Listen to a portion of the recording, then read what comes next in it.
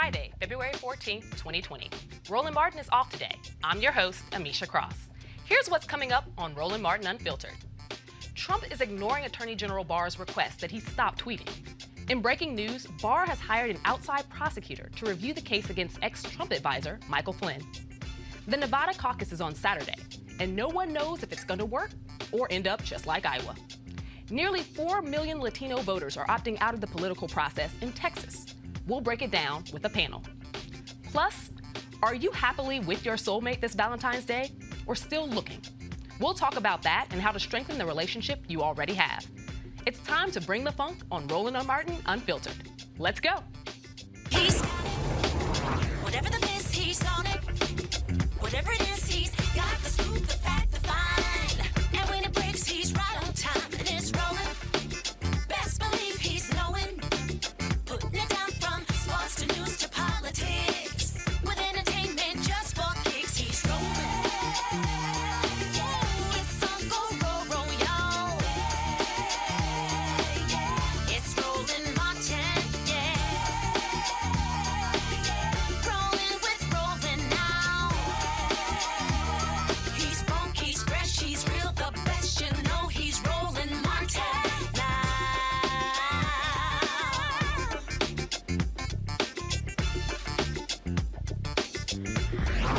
Martin. In true Trump fashion, President Donald Trump ignored his Attorney General's public request to stop tweeting about the Justice Department, saying he had the legal right to ask the agency to intervene in a criminal case, but so far has chosen not to. Attorney General William Barr said in an interview with ABC News that Trump's tweets were making it impossible to do his job, especially following the department's handling of the sentencing recommendation for Trump ally and confidant Roger Stone. Joining me to talk about this is today's panel: Howard University Department of Political Sciences Dr. Niambi Carter, attorney and community activist Christopher Bruce, and communications strategist Kelly Bethia. In breaking news, AG Barr has assigned an outside prosecutor to look into the criminal case against Trump's former national security advisor Michael Flynn. This is highly unusual and could trigger more accusations of political interference by top Justice Department officials into the work of career prosecutors. Flynn agreed to a plea deal on a charge of lying to investigators in exchange for his cooperation before the Washington office took over the case when the special counsel shut down after concluding its investigation into Russia's election interference. Well, panel, there's a lot going on today. Obviously, President Trump seems to be on a vindictive streak against all those who he feels has wronged him, particularly looking back at the Russia investigation and probe, all the way to what we now see with his recent approach to the Supreme Court. And there are a few questions that are, that are bubbling under the surface. First of all, we just saw what happened with Roger Flynn and Stone. What do you guys think? And I'm going to start with you, Kelly. Is the impetus behind all of this? Why can't Trump stop tweeting? There have been arguments that he can't get out of his own way, that a lot of this is literally brought on by the fact that he is using Twitter as his bully pulpit. I mean, we've seen this for the past, 4 years at this point. I'm talking even before his presidency. He is a bully. Thoroughly a bully, and not only that, he's a narcissist. So it doesn't matter what anybody says to him, about him, through him, for him, whatever. If he feels that he's right, there's nothing that's going to prevent him from doing what he feels is right. And for him, he feels like, tweeting is his whole First Amendment right and free speech and all of that. And you have an entire, conglomerate of people out here in America who actually are, behind him. So he really doesn't have a reason to stop. He has his cult following. He has his yes men in the White House. He has his yes men in the executive branch, and we're seeing that this week as well. Everything that could possibly, give him the other side of the consciousness, it doesn't exist. And the people who try disappear. I'm not talking about death or whatever, but they're no longer in a position to rectify the situation, and that's in large part due to his narcissism, due to cronyism and other nepotism going on in the White House. And he doesn't see why he should stop. And based off of the actions of everybody around him, just objectively speaking, I don't see why he should stop either. I mean, there's no incentive for him to do so. And Dr. Carter, is Trump's executive branch becoming too powerful? We see that he's now getting heavily involved in the judiciary and making decisions there as well, and being able to pull back a lot of the strings like the puppeteer behind what's going on. What does that mean for our country? Well, I mean, I think one of the things we've been talking about after this impeachment process is the way he understands the office. He sees this as the imperial presidency. So he sees himself as sort of a petite king, so that anything he wants to do is okay. And he has folks like A.G. Barr and Alan Dershowitz and all these others who will argue that because he has executive privilege, that anything goes. And his tweet said as much when he said, I haven't asked him to do anything, but it's not beyond my purview to ask him to do something about these criminal investigations, talking about Attorney General Barr. I'm not sure that Attorney General Barr is so bothered about the tweets as he is about the fact that he looks like Donald Trump's lackey, for lack of a better term. That the idea that he is supposed to be working for the justice of the entire nation, not just working for Donald Trump and his friends like Roger Stone and Michael Flynn, seems to be the thing that he cares more about than actually doing something different, because he's been in lockstep with Donald Trump this whole time and coming up with legal justifications for all manner of things. I mean, moving people around in the office. I mean, I think there are all kinds of things that Attorney General Barr is doing that this tweet, this whole nonsense about being bothered that it's making his job difficult, when he's proven that he's sort of okay with using his office to help further the president's agenda, which is supposed to be like a firewall between those two things. No, I think I definitely agree with you there, because to your point, what we've seen thus far is A.G. Barr not necessarily separate himself from this office. He has stepped into a lot of situations that specifically at the direction of the president. So to see him now come out and try to calm down President Trump on Twitter is very interesting. I think that, again, to your point, it points more to him understanding that America is watching. Yes. And that him taking these directives specifically from the president is something that is under a microscope now, considering what we've just seen with the impeachment process. But also, we have to remember this is an election year, and everything is being seen from a different lens right now.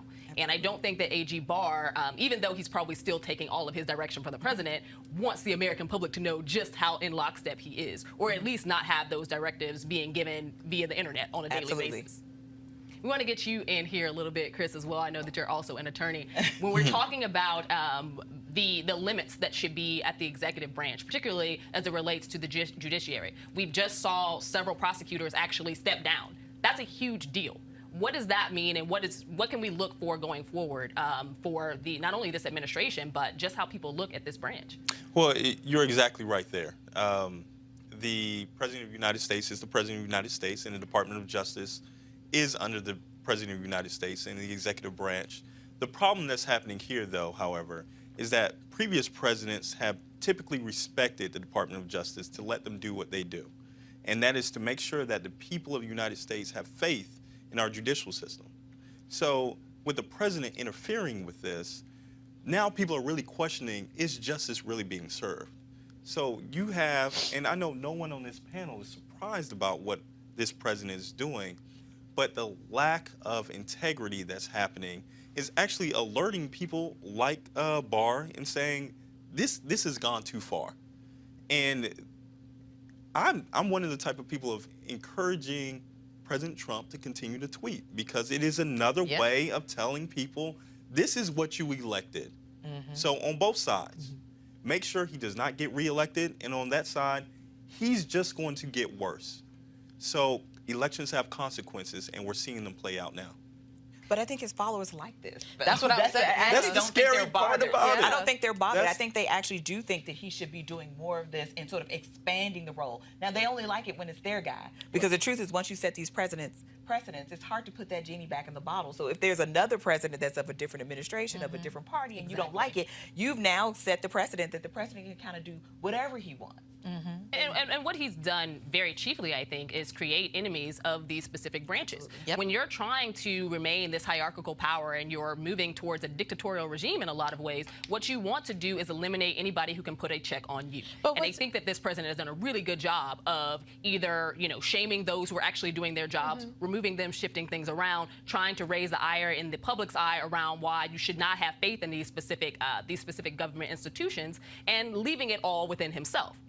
But what's interesting when you say the different branches of government basically being enemies of Donald Trump, with the DOJ, that is his branch. He's making an enemy out of an agency under his branch, the people who are supposed to be, working with him. So that's what's really interesting about this. But also, frankly, Donald Trump is just doing what he said he was going to do. Only in his head, he's doing what he said he was going to do. And I don't think people forgot about the whole message of draining the swamp.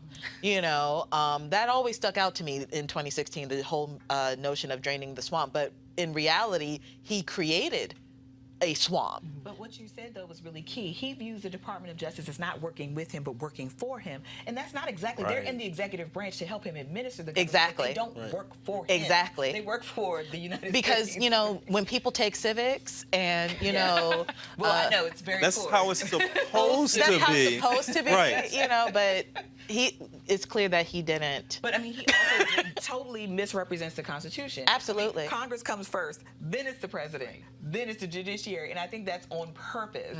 But he is trying to assume more and more power in his office, not just in the executive branch, because I think he could say to hell with these other administrative agencies. Absolutely. It's all about being in his office, and I think that's really key. So again, are we surprised though? Oh, We are no, seeing not surprised, the but- tales of a dictator. He said this is what he was going And to he do. continues to Yes, doing. absolutely. Right. This- So it's just going to continue down this way until there gets to a point, and I don't know what that point I is, don't because either. I thought we reached that point several times before. I'm But saying are we you too can't far, accept that. Are we too far to come back? Because as all of you, I think, said earlier, we're only watching this president's approval ratings go up. We're only watching his, his echo chamber of people stand behind him and get louder. After he did not get removed from office during the impeachment process, we all knew that wasn't going to happen. We know how the Republican led Senate was going to vote. He felt as though he was emboldened to do more. At what point will he stop? Or at what point will the When he American leaves public office. push back enough? When he starts hurting white people in the way that he hurts everybody else. But he's done I think- that too. I mean, he has, been but they doing don't that, view right. that as sort of They don't feel directed it. at them. Right. It's directed at these other people. We just are collateral damage. But when it starts to be something, I think, that affects them, because that's his voice. That's his voter. He doesn't care about the coast, right? Like, he doesn't even need all these places to win. That's how he won the last time. He is talking to the people and signaling to them that, hey, if you are a white supremacist, I'm going to give you safe harbor. Look at Stephen Miller and Sebastian Gorka and all these people he's employed a presidential medal of to freedom. rush Limbaugh on Rosa Parks' birthday. So this man has showed you who he's going to be, and he's also made lots of other people feel good about hurting others so they can get some esteem. So yeah, we'll take your health care, we'll do all these horrible things to you, but at least you're better than those people. So what is that point? When he What is leaves that point? office. What is that point that when you actually see I think that you the lose it? authoritarian slide for those people will continue until it's too late. But I'm saying, hopefully, right, this is what the Hopefully. hope of elections are, that you can bring more Sound like people into Barack the Obama. fray and vote them down. Hope. No, I'm not offering you hope as a thing. I'm saying hope with an action, right? If you can bring more people into the fray, because I will say what Jesse Jackson said when he was running in '84, Ronald Reagan won by the margin of despair. Donald Trump won by the margin of despair in 2016. He didn't have a landslide. He doesn't have a mandate. He certainly didn't win the popular vote. And if you look at the states that he won, Wisconsin, Florida, Michigan, he didn't win by gobs of votes. He won by thousands. That's not a lot when you think about the number of people that sat home, the number of people that weren't registered, the number of people who felt pushed out of the process. I'm saying if elections have consequences, then we can think about re-elections also having consequences. And I think this could be a moment. Do you think that he has reached the point where he can break the incumbency advantage, which is huge? No. And we've seen it, over the past 20 years. The incumbent, in very rare cases, does not get reelected again. Right. And right now, we're still seeing the economy that, by all projections, he's claiming a victory in, Yes. and he's touts it along the campaign trail As he every does. day. We're seeing again a lot of his supporters who are going out on all the media circuits, despite all of the different trials and tribulations he's gone through this entire process, and it looks like he's only getting stronger. Well, I mean, maybe, right? We know the economy matters, but there are one-termers. George Bush was a one-termer. Jimmy Carter was a one-termer. So those cases do happen. He could be a one-termer. I think the thing is, you have to be very aggressive. You have to be as aggressive as Republicans were when they were making the long game. They made a bet in 2010 about how they could flip this country, which is moving away from the Republican Party into a Republican stronghold for at least 10 years. They did that in 2010. So you have to be as mindful about that as Republicans were if you were trying to move this guy out of office. And I think the other thing that happens, too, is you have a party that is happy to cannibalize itself. You have a party that is happy to capitulate to this. Republicans have said, we are going to cast our lot with this guy who is horrible, and if he leaves office and when he leaves office, he will leave our party in a shambles, right? That this will not be a moment that we can come back from in any real way. And I think that's something we also have to think about, is what is happening inside that party, because part of Donald Trump's downfall is going to happen, has to happen at that part too, in that place absolutely. too. And President Trump has never really cared about the Republican Party. Oh, This no. is all about President Trump and his businesses. Right. They thought that they could manage him, Right. And they can't, but they could do some things to try to put a stopgap, or to put a stop or a firewall between him and another term. They won't do it because they care about winning more than they care about, like, you know, principles and I ethics. would not and, be surprised and a if you government. looked at people's financials who are like super, you know, invested in this presidency. Like, you know, I would say, venture to say maybe like 5 years from now, because that'll be around the time it won't be as in the forethought of people's minds. But I would not be surprised that if you saw, you know, a Rush Limbaugh financial report where, you know, there's an uptick, or Lindsey Graham where there's an uptick, or like, where did this bulk of money come from? And maybe not necessarily from Trump, but, you know, how those things work. And when people talk about your initial questions, like what is the downfall? When he leaves office, that is the downfall. Like, this is not going to be something that the Republicans will be like, okay, Donald Trump has gone too far, because, as Dr. Carter said, the whole notion of the Republican Party is power at this point. They just want to be in power at this point, and they are polarizing themselves to the point where, frankly, the Democrats are so saturated with so many other ideas that it's not even the quote-unquote Democratic Party anymore. It's just not the Republican Party at this point. And great point, Kelly, and we will get back to that, but we do have to take a break, and we'll be right back. You want to check out Roland Martin Unfiltered? YouTube.com/Roland S. Martin. And subscribe to our YouTube channel. There's only one daily digital show out here that keeps it black and keep it real. It's Roland Martin Unfiltered. See that name right there? Roland Martin Unfiltered. Like, share, and subscribe to our YouTube channel. That's YouTube.com/Roland S. Martin. And don't forget to turn on your notifications so when we go live, you'll know it. If you want to support Roland Martin Unfiltered, be sure to join our Bring the Funk fan club. Every dollar that you give to us supports our daily digital show. There's only one daily digital show out here that keeps it black and keep it real. It's Roland Martin Unfiltered. Support the Roland Martin Unfiltered daily digital show by going to RolandMartinUnfiltered.com. Our goal is to get 20,000 of our fans contributing $50 each for the whole year. You can make this possible. RolandMartinUnfiltered.com.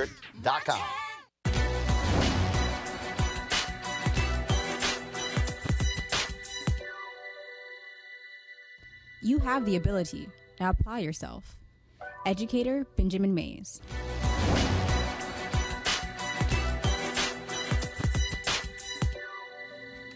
Join Dr. Jackie Hood Martin as she engages others to think like a leader. Are you looking to enhance your leadership or that of your team in 2020? Join our newest online course and mastermind group, How Successful People Think. She will be your guide as you learn timeless leadership principles to apply to daily living. Offer expires February 28th, 2020. Register for or start the online course today at www.live2lead.com/Leesburg. The Nevada Caucus is being held on Saturday, and there are concerns that we might see the same kind of problems we saw in Iowa. After the fiasco in Iowa, Nevada got rid of the app designed by Shadow Inc., whose technology failed on election night and left Iowa Democratic officials unable to provide vote and delegate counts for days. That decision solved one problem, but it created a bigger one, since Nevada spent the better part of the year planning out an even more complex process than Iowa around the same app. It'll be interesting to see how this all turns out. Well, panel, we all saw what happened in Iowa. Nevada is next up, going through the same process, which is actually, for them, a little bit more cumbersome than Iowa was. What do you think are some of the tools that they may have at their disposal that Iowa didn't in terms of turning this thing around before it could turn into a disaster? And I'll start with you, Chris. Well, let me start with this. Iowa was a complete disaster, right? So it's kind of hard to do worse. But it looks like, but it's going to be interesting because, as you're pointing out, Nevada does have a more complicated process than Iowa. And they switched over to a different type of process right before this is about to happen. Much like we saw in Iowa. Right. So we're talking about the perfect storm of actually topping Iowa. I mean, Nevada's about to do it. So what this makes is, again, Democrats looking like they are unprepared and cannot handle an election. And we're talking about voter suppression. We're talking about incompetence when we're dealing with this. So I'm praying for Nevada right now. They have to pull off a seamless election. Otherwise, again, people are going to lose their faith in the process altogether. There's that, and I would probably also add to that, we are looking at an entirely different demographic in Nevada than Iowa. One that isn't a lot larger than Iowa's, but also one that is a lot more people of color. And I think that, to the stand of it completely falling apart would be a lot more detrimental, considering the fact that a lot of voters have been waiting for us to get to a state, an early primary state that actually resembled the country more so than a place like Iowa. But in addition to that, when we're talking about the move to a more complex system, I think that it's important that we be reminded that a lot of Democrats actually argued for this post the last election cycle because they wanted to have a process that they thought was a little bit more strenuous than the previous one, just because they felt that Bernie Sanders didn't get a fair shake. Now we're seeing what this new strenuous process actually looks like, and the fact that the whole thing could potentially fall apart because of it. Kelly, I want to get you in here on this. Again, I think that no matter what state you're in, you're looking at the results of Iowa. For the people who were the top one and top two, after days of not knowing who the winners were, by the time it finally came out, no one really cared anymore. It really dropped the momentum and the ball for those candidates who had people on the ground for months at a time and invested loads of cash there. Now we're moving towards Nevada. There's a lot of fear that we may see a repeat, and it could actually potentially be worse than what we saw in Iowa. I don't see how it couldn't be worse than Iowa at this point. Like you said, you have the demographic issue, you have the size issue, you have the complexity issue, you have the fact that it's another caucus and not just a straight vote like, frankly, I feel like elections should be at this point. I don't understand how, of all the things that happened in 2016 when it came to elections and voter suppression and possible fraud, or the alleged fraud that didn't really happen, like all of this chaos that happened that year, why you would try and create yet another process that is purposely convoluted. It doesn't make any, that just doesn't make any sense to me. So it's, in my head, I'm actually just looking forward to Super Tuesday and just hoping that, the caucusing thing just kind of is like nightmare over, real election right now, and see what happens from there, because I just don't see the only thing that I see happening in Nevada that I would be paying more attention to is who's going to drop out. Because with Iowa, New Hampshire, we saw that Yang dropped out, and I just have a feeling like people who are lower on the spectrum of votes are going to be like, you know what, this isn't even worth it at this point. Because after Nevada, what is South Carolina? And I'm just like, okay, Absolutely. There are about 8 months left until Election Day, and voting advocates are racing to register millions of eligible Latinos in Texas. The goal is to dramatically improve the livelihoods of Latinos in the state and across the country. There are roughly 4 million Latinos sitting out each election. Apathy is the cause, and they're not exactly getting their interests met. For example, the passage in Texas of SB 4, the so-called Show Me Your Papers law, was written by Republican state legislators and signed into law by Republican Governor Greg Abbott in early 2017. It's surprising how many Latinos in Texas didn't know about the law, but also have no idea that authorities now have the right to check their immigration status simply for being Mexican American. I'm going to start with you, Doctor. Okay. We're seeing more and more anti-immigrant laws and laws that actually punish legal immigrants of Latin American and Mexican descent across this country. Why is it in a place like Texas that has one of the largest Latino populations, do you think we aren't necessarily seeing them show up to the polls in the numbers that they actually represent? I mean, I think it's probably complicated. I think apathy is part, but you also are in this place like Texas where you have a lot of native-born Latinos, so they might not be thinking of themselves as one of those people who might be caught up. And as we all know, the provocation could be just something like being pulled over or something small like, you know, a busted taillight, like nothing criminal, but could lead to all these negative outcomes. And I think for most of us, particularly those who are native-born, we don't think about the fact that we will move around the world with nothing to prove our citizenship on a day-to-day basis. Your license isn't enough, right? In some cases, your other kinds of IDs you might have are not enough to prove your citizenship. So you could be in this morass as a citizen and not know. And so I think for lots of Latino folks in Texas and in other places, it's just not top of the head. But then you have a place like Texas where people have purposely left Latinos out of the equation because it doesn't serve their political interests. And I think one of the things we saw in Iowa, like the Bernie Sanders campaign, they ran the table with Latino voters in Iowa. That's how he won. And the same thing in Nevada. You have 200 and some odd thousand Latinos who are not registered to vote, yet you have 400 and I think about 15,000 Latinos who are actually eligible to vote. So chronic non-voting and chronic lack of registration is there. But what Sanders, at least if Democrats are paying attention or folks care, is what micro-targeting can do. If you reach out to these communities, if you do language ads in multiple newspapers, not just the big daily paper, but what are the local community reading? What are the free papers that people might be reading? What are the radio stations they're listening to? And get those people out and actually show them how to do it. They will not only register, they will show up. And they've seen it happen in Nevada, they're seeing it happen in Iowa, and there's no reason why it can't happen in Texas. So apathy is there, but now we have to work on that mobilization piece and make people understand what's at stake. And part of their freedom is just one part of this, right? It's also making them understand what the long-term consequences of this is, because this can have effects on whole communities. Turning people into voters changes whole communities. Absolutely, and all really good points. And Chris, I kind of want to get you in here because I know that you've carried on a lot of this work with the ACLU, particularly fighting on behalf of those communities that have been disenfranchised, but also alerting them to a lot of these bills that are detrimental to their community. How do you feel the mobilization efforts have gone? And I know that you did this work in Georgia, but I think that there are some things that can be extrapolated on the whole. You know, from Georgia to the entire southeast, southern corridor altogether, there's really no difference of a change. You have to have people in that community advocating for that community. When you actually see somebody, you look at somebody of saying, hey, you can be empowered too, and this is how this needs to happen.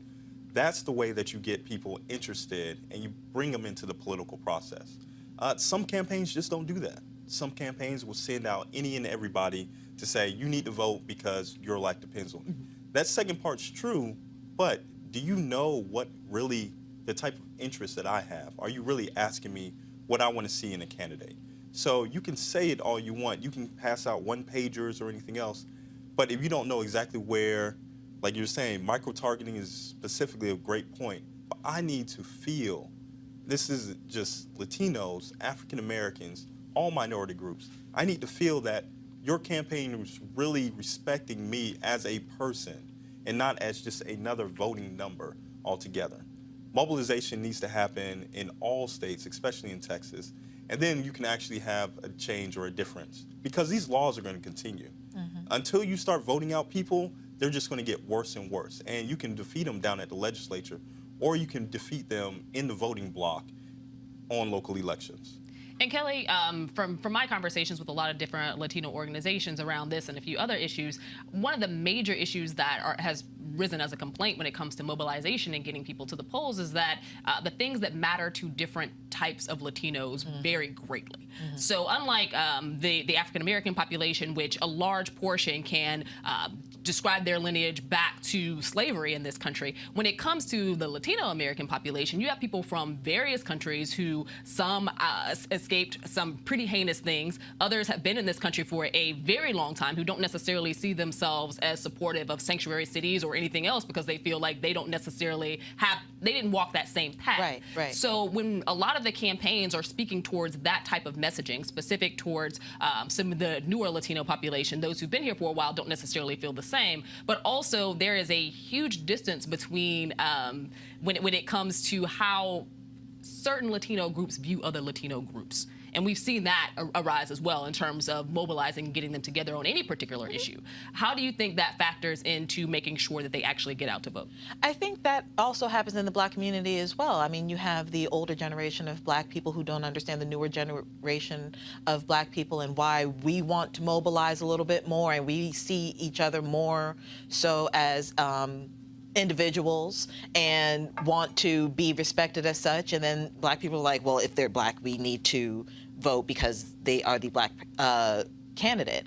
I can't speak for the Latino community as a whole, but what I have noticed is that a lot of people of color outside of the Black community have siloed themselves away from voting issues, mainly because this issue kind of feeds into each other. So you have people of color who will silo themselves out of the voting process because they feel like they're ignored. Meanwhile, you have legislature such as what we just saw in Texas basically take advantage of the fact that this conglomerate feel like they're ignored. So they take advantage of that by making legislation that they know aren't going to reach this demographic, because again, it's like, I'm being ignored, so I'm going to ignore this. I'm going to take advantage of the fact that you're ignoring this and actually do something about it. And it just kind of feeds into each other that way. So what I'm seeing here is, like what Dr. Carter said, this micro targeting really does need to happen. But that comes with research, that comes with teams who really care, that comes with, real diversity and inclusion strategy to make sure that everybody feels accounted for, everybody feels wanted in this country, and not just this stereotypical conglomerate that is, again, going to feed into this cycle of being ignored. I was going to say really quickly, but micro-targeting does cost money. And I think Absolutely. This is the thing. There are very few people who are willing to invest the kinds of resources those things take, because we know they work, but they're also very intense. And they take people, they take money, they take lots of effort, and you have to be willing to do it. But it can happen, and it does happen. But have we seen that it yield real fruit? And for this particular population, because we've seen campaigns micro-target at the state level, we've seen them sort of do it on the federal level with mixed results. Look at Andrew Gillum's campaign for governor in Florida. Although Florida has, again, several different types of Latino population, what we saw was a large percentage who weren't voting Democrat at all, and again, an even larger percentage who did not participate, and then you had some who did come to his side. I think that for political parties specifically, one of the things that we are still grappling with is where majority of Latinos stand on a particular issue or any particular issue. Well, it depends, right? So as you talked about, there are different groups. There are Mexicans, there are Puerto Ricans, there are Hondurans. I mean, we have to think about religiosity. So evangelicals and Catholics are very conservative about certain kinds of issues. We understand that, but how do you have people have other interests? Young people, for example, have a very different set of lived concerns, but we also cannot ignore, and I think this was your point about how intimidation also operates. That law is just about as much as harassing people and making their lives inconvenient, but also keeping them away from the levers of government. Because I don't want to give my information or name to a government. I'm going to voluntarily tell the people where I live so they can do something to me.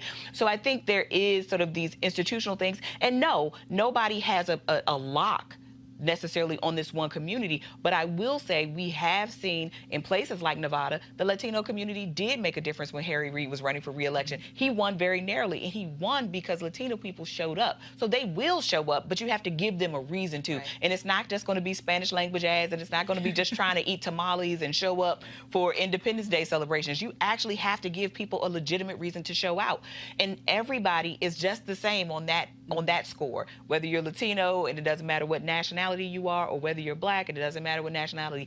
Give people a reason to show up, and it can't just be because you don't like the other guy. Right. It has to be something real. A good example of what you're talking about, Dr. Carter, even though it's not necessarily election related, this Census 2020 campaign has done the people who are behind that campaign have done a remarkable job in terms of micro-targeting and making sure that the ads, the language, the communication strategy really thought about the diversity of this country. They are so granular when the most granular that I've seen out of a government campaign strategy for 2020 census. So while it's not, 2020 election related, But it's going to have consequences after 2020 it right, is. for the redistricting It really, process. really is. So it But- matters a lot. And when you talked about money, they spent a pretty penny. So I definitely empathize with the concern of cost, but that's not to say that it's not worth it. Absolutely, it's worth it. It's a higher cost when it comes to,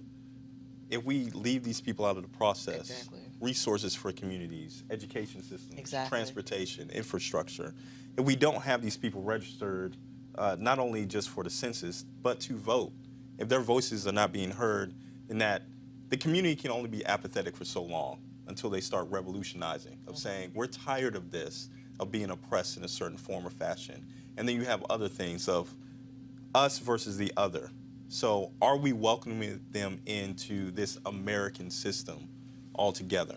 So it's going to be interesting to see how one thing, the census turns out, but other elections turn out as well. Do you think Trump's rhetoric is going to push people to the polls? And I say that with a little bit of caution because in 2016 he ran on the exact same things. Do you think that now, since he's codified a lot of this in law, and since he has worked to dismantle and make the country make America great again has been a mantra that has in many ways served to disadvantage and disenfranchise Black and brown people. Do you think that that is going to give a focus point for Latinos to come to the poll in 2020 versus their numbers in 2016? See, that's the real question. So you said originally, is this going to push people to the polls? Yes, his supporters to the polls. Right. Now, are Latinos going to come out to the polls? I'm not Latino, so I'm not going to speak on their community, but I know I'm going to the poll because I can't take another 4 years of Donald Trump. Now, who else believes in that? I don't know, because in 2016, everyone was saying, there is no way this guy is going to get elected.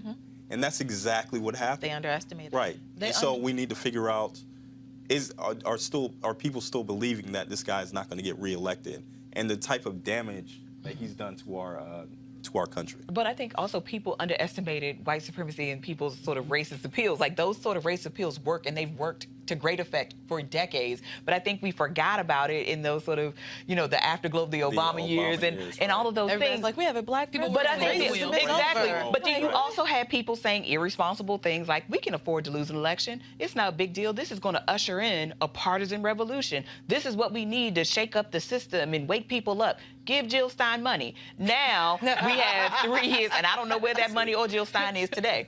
But now, in hindsight, people understand what the stakes are. And one of the things we do know is that anger can be a very powerful motivator. It certainly works for white voters, and I have no doubt that for some segments of our communities, not just Black communities, Latino communities, Asian communities, others, marginalized people, that anger can do some of that work as well for those communities, because we see what has happened in 3 years. Everything that he campaigned on, he has done or is trying to do. So we know the threat is real. We know this is not just some kind of carnival barker, right, trying to hustle us and make us feel a certain way so we can just for his own vanity. He means what he says.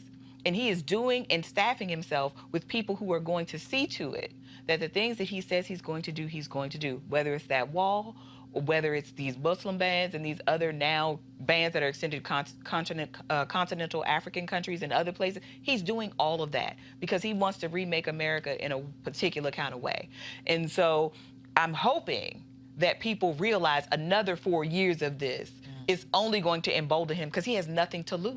Translation from the Good Doctor, make America great again means make America white again. And we're going to take a break. When we come back, tips on finding your soulmate and strengthening your relationship.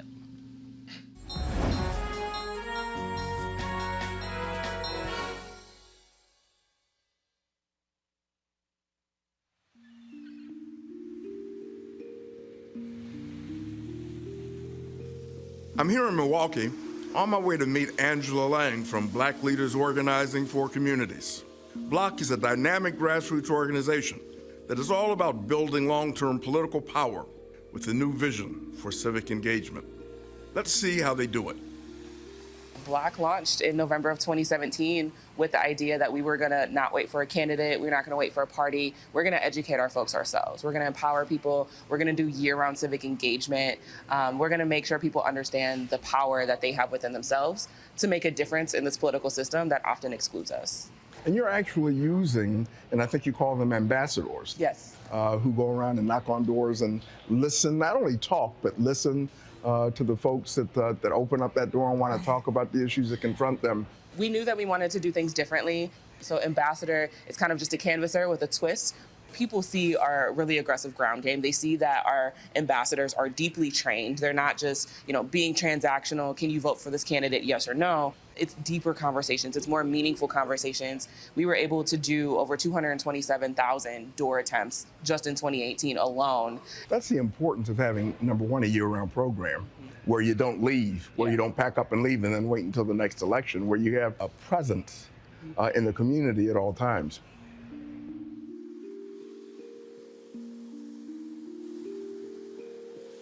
So right now we're in the 53206 zip code. A lot of our ambassadors live in the zip code and live actually in the surrounding areas. And this zip code is home to the most incarcerated zip code in the country. And so that's why it was important for us to make sure that we had an office space that was here. Even though we do our work all across the north side, we wanted to show a little extra love to 53206, just given its challenges. And since you're in Milwaukee, I have some ambassadors I'd like you to meet.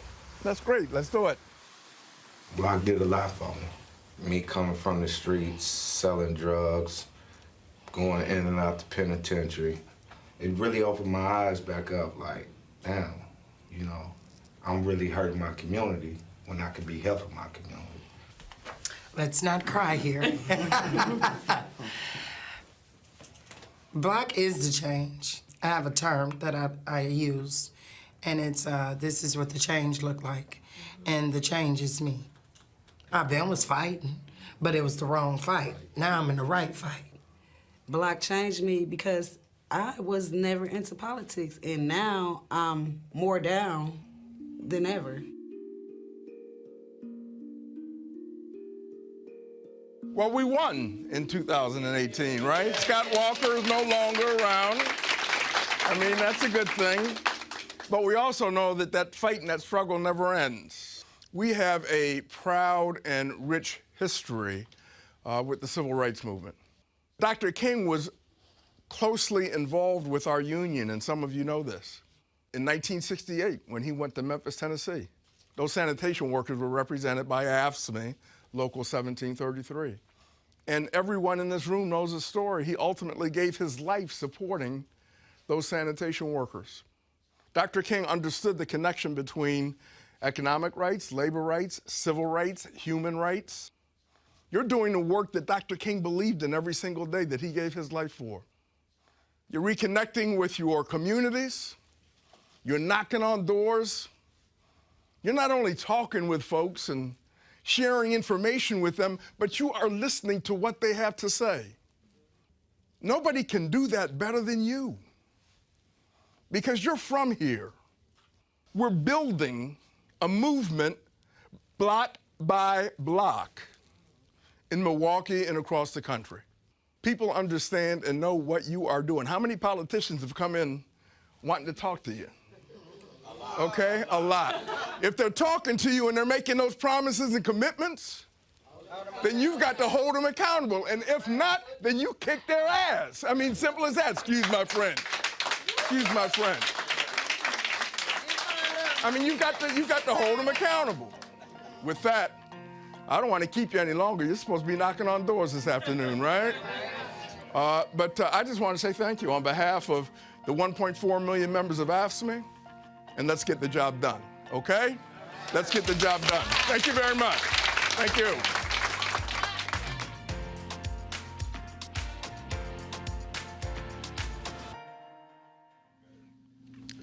Happy Valentine's Day. Many of you are celebrating with your loved one, and others are feeling pressured because you haven't found the one. Whether you're in a relationship or looking, it's important to understand the purpose and define how you look at it, because how you see it determines how you behave in it. That is according to my next guest, Reverend Darius Daniels, senior pastor and founder of Kingdom Church and author of Relational Intelligence.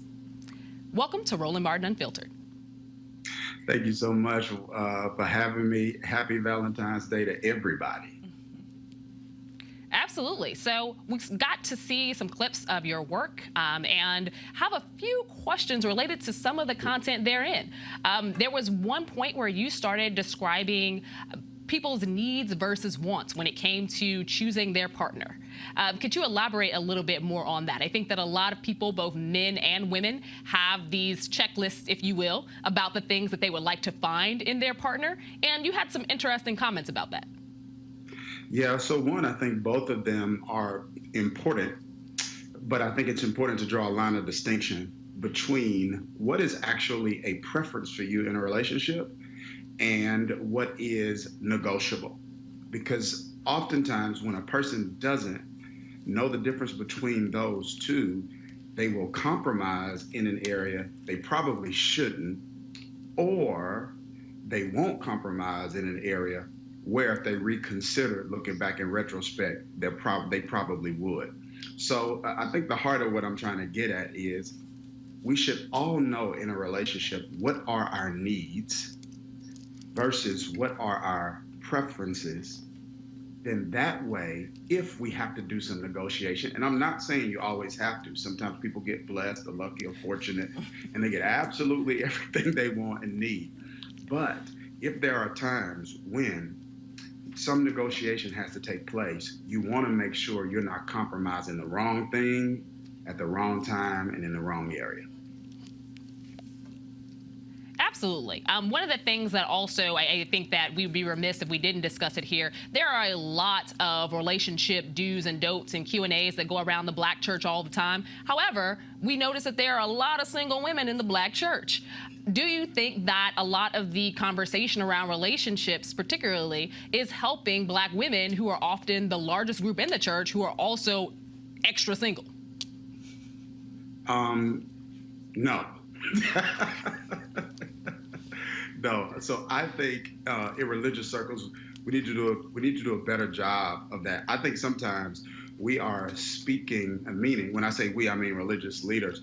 We are speaking to a social reality that no longer exists, and we are not taking into consideration not just. And I know it's a different kind of conversation, and I don't necessarily use this word a lot, but the issue isn't just always the shortage of African American men, but when you look at the trajectory of African American women in almost every category, they're outpacing almost every demographic, period, when it comes to starting small businesses, when it comes to education, and things of that particular nature. So the challenge is sometimes not just always finding somebody, it's also finding someone suitable for who they are and for where they're going. And I think we need to do a better job of that, because it is a reality that so many people are facing sitting in our pews or chairs every weekend.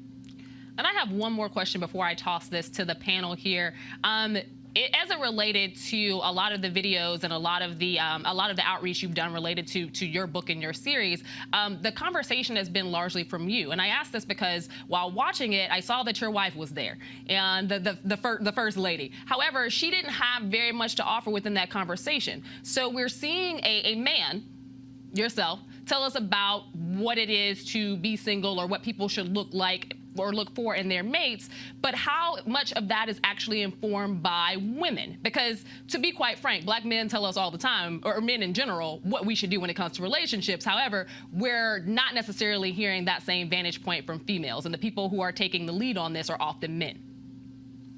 Yeah, well, a few things. One, I feel like the content specifically for the book, I wouldn't say it's content that comes exclusively from my perspective. It's content that's gathered from my experience in my role and my interaction with all kinds of people in all different types of seasons of life. And so obviously, I think it would be disingenuous to say that their perspective is not influencing their work. No one's that purely objective. But I will say, in terms of the content of the book and in terms of my approach to my teaching, it flows from not just my study of resources, not just always my personal perspective and opinion.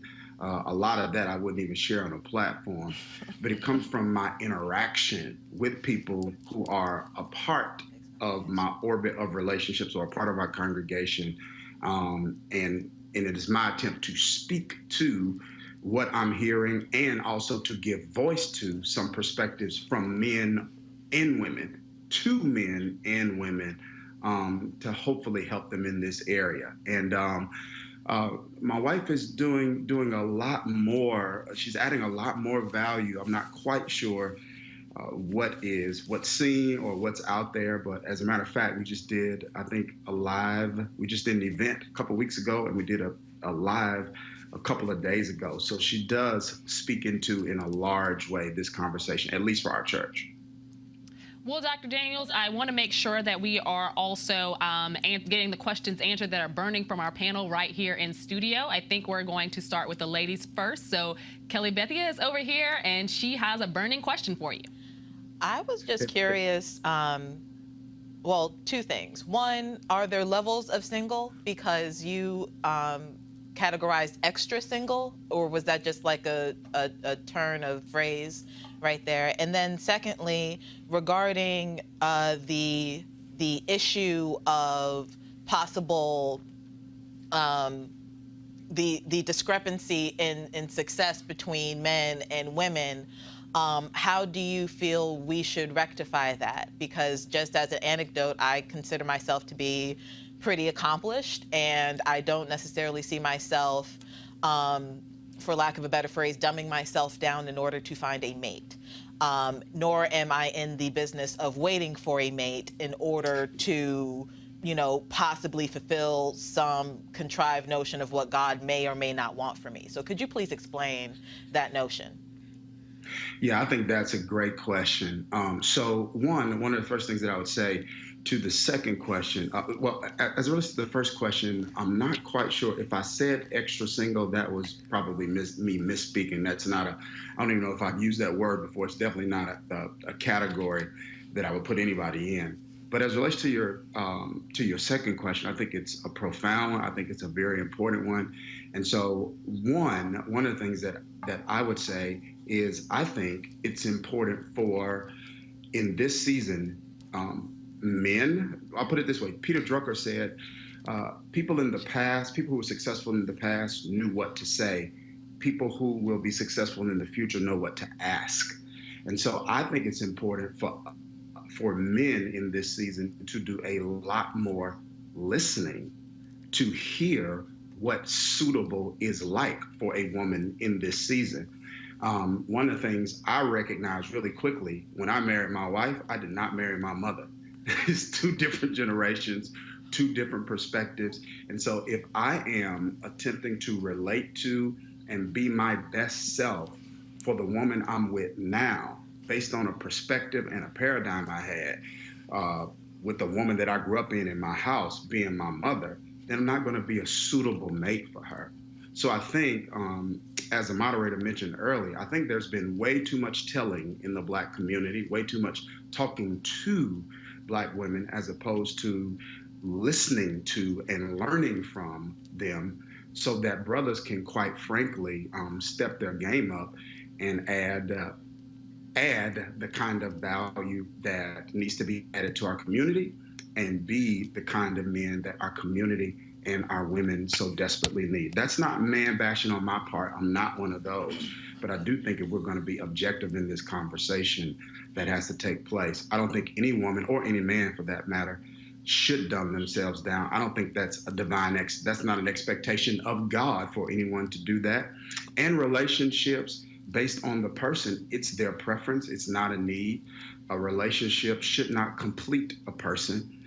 They should simply complement a person. A person should be whole before they even enter into a relationship in the first place, so they don't need one to make them whole. All right, we're going to move on to Dr. Carter. I think that she has some questions for you as well. I just had one question in particular, which is, how do you speak to the non-religious? So I'm not a person that would be in someone's pulpit or someone's pew on a Sunday. I don't move in those circles. That's not my social network. So how do you talk to folks who may not be coming from a religious perspective about some of these things? Sure. So one, in terms of the language we use and the approach that we take, the perspective is whether a person shares the faith or not. Now, that there are principles, hopefully, that we're communicating that apply to relationships in general. So the goal is, I think sometimes when a person sees someone who sits in a seat like mine, who's a religious leader, the expectation is, or the assumption is, this person is trying to proselytize me. When my perspective in life is simply this, that even if people don't become people who share my faith, I want their relationships to get better. And if there's some way I can add value to that, I want that to happen, because that makes our world better. It makes it a better world for me. It makes it a better world for my children. It makes it a better world for everyone. So I think some of the principles we try to communicate, such as what are needs for you, what are preferences, drawing a line of distinction between areas you feel like you will compromise and won't compromise, is not necessarily an exclusively religious concept. And I think it's a concept that can apply to anyone, no matter what their faith is or is not, or no matter what season of life they may be in. So that's our attempt. I'm sure we could probably do a better job at that. I want to be as helpful as I can to everyone, but we are intentional about the language that we use and the approach that we take, taking into consideration there are people who don't share our faith. There are people who actually listening to me every week through technology who don't, and those who actually attend our church from time to time who share a different faith. So trying to be intentional about that, and could probably do a better job at it, but we are taking a swing at it. Thank you. We actually do have one male on our panel today, so I want to make sure that we get his question in before we wrap up. Hey, brother. Well, I am a male, but I'm just a local black man. So I don't know anything about these subject matters. It's more of a comment of, like you were saying before, Doctor, is the philosophy that people prescribe to. There's so many things out there, like think like a man, act like a lady. Men, oh, there we go. Men are from Mars, women are from Venus. The 5 love languages. What makes yours unique? And has there been any critical feedback that people should be aware of? Well, so one, I feel like the plethora of information out there on relationships, I think is helpful, because I think couples are different, people are different, and it's okay for people to explore what stream of information best serves them. I am going to argue that from my perspective, the uniqueness of my approach is it's a mindset, not necessarily a method, in the sense of if you get into something like love languages, it's reducing expressions of love to 5 different languages. When some people have more than 5, they've got 10, and it's instructing people, do this, do that, if they want this, do that. Whereas mine isn't an issue of method, it's an issue of mindset. Simply encouraging people to say, hey, when it comes to your relational life, it is very consequential. There's no aspect of your life that isn't affected by your relationships directly or indirectly. There is a tendency in culture to tell us to manage those relationships emotionally. And I'm just arguing that it's okay to have the emotions in the car when it comes to relationship choices and management. You just don't always have to let them drive. Because at some point, if you manage relationships emotionally and never intelligently, you might end up in unnecessary crashes. So for me, that's why I say our book may be a little unique. And critical feedback, brother, I'm a pastor, so there's not a day I don't get some of that, unfortunately. Well, thank you so much, Dr. Daniels, and thanks to our panel. This has been a very great show, and that concludes today's Roland Martin Unfiltered. I want to thank my panel for hanging with me today and invite you to tune in again next week when Roland Martin returns. Also, if you like what you see here, please support us by going to RolandMartinUnfiltered.com and joining the fan club. Until next time, I'm Amisha Cross. Thanks for watching.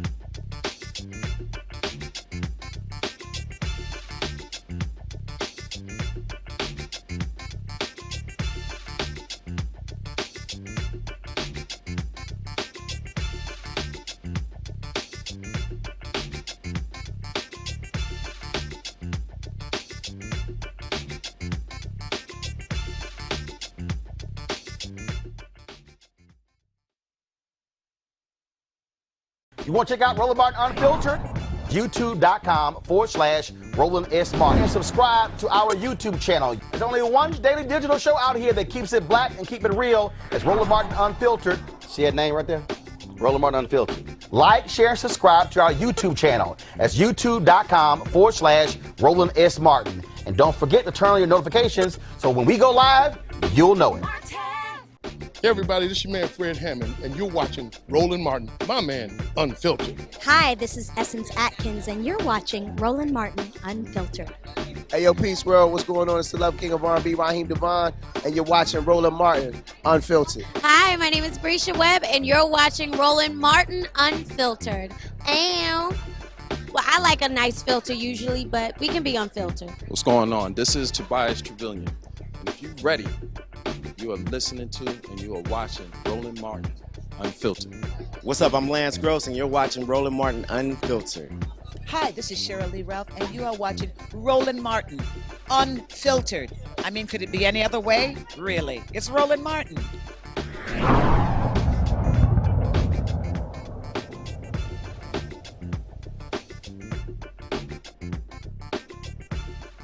You want to support Roland Martin Unfiltered? Be sure to join our Bring the Funk fan club. Every dollar that you give to us supports our daily digital show. There's only one daily digital show out here that keeps it black and keep it real as Roland Martin Unfiltered. Support the Roland Martin Unfiltered daily digital show by going to RolandMartinUnfiltered.com. Our goal is to get 20,000 of our fans contributing $50 each for the whole year. You can make this possible. RolandMartinUnfiltered.com. Hey fam, want to check out Roland Martin Unfiltered, the blackest show on all of digital, cable, and broadcast. Check out our audio podcast. There's only one daily digital show out here that keeps it black and keep it real as Roland Martin Unfiltered. Press play.